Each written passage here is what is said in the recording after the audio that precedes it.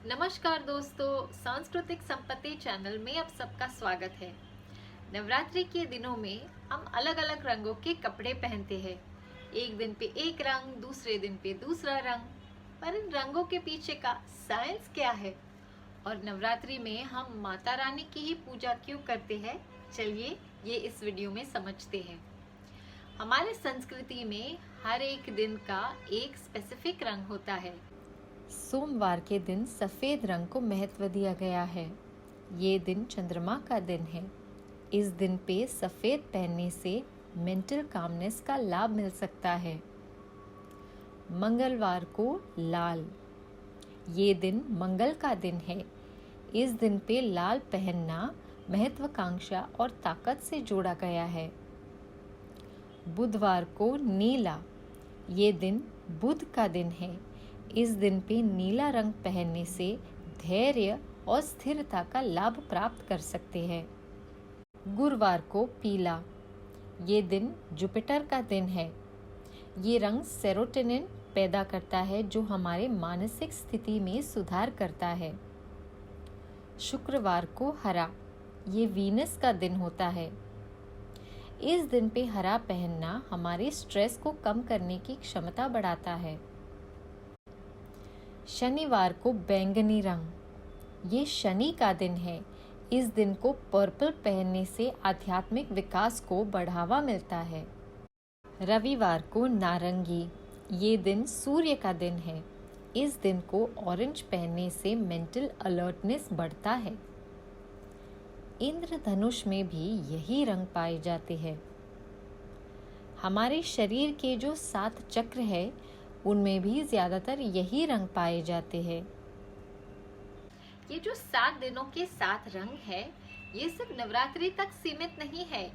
इन्हें आप साल भर पहन के भी इनका लाभ ले सकते हैं या सिर्फ नवरात्रि में पहनिए, ये आपकी चॉइस है। पर पता है कि नवरात्रि इतनी स्पेशल क्यों होती है? क्योंकि हमारे संस्कृति में नवरात्रि एक ऐसा त्योहार है जो हम साल में 2 बार मनाते हैं। ऐसा और कोई भी त्योहार नहीं है जो साल में 2 बार मनाया जाता है। नवरात्रि अश्विन महीने में और चैत्र महीने में मनाई जाती है। अश्विन के महीने में बारिश का मौसम खत्म होकर सर्दी का मौसम करीब आने लगता है। चैत्र महीने में सर्दी का मौसम खत्म हो रहा होता है और हम गर्मी में प्रवेश कर रहे होते हैं। इन दोनों ही नवरात्रि में मौसम बदल रहा होता है। अब ये जानते हैं कि नवरात्रि में हम देवी की ही पूजा क्यों करते हैं। बदलते मौसम और नवरात्रि का एक बहुत ही साइंटिफिक कनेक्शन है। हमारी संस्कृति में हम मैस्कुलिन एनर्जी और फेमिनिन एनर्जी को शिव और शक्ति के स्वरूप में जानते हैं, पूजते हैं। ये दोनों ही एनर्जीज हर एक मानवीय शरीर में मौजूद होते हैं। फेमिनिन एनर्जी या शक्ति, इसका एक अंश है हमारा माइटोकॉन्ड्रिया। ये क्या करता है? हम जो खाना खाते हैं, ये इस खाने को एनर्जी में बदलता है। इसी कारण नवरात्रि में लोग उपवास रखते हैं।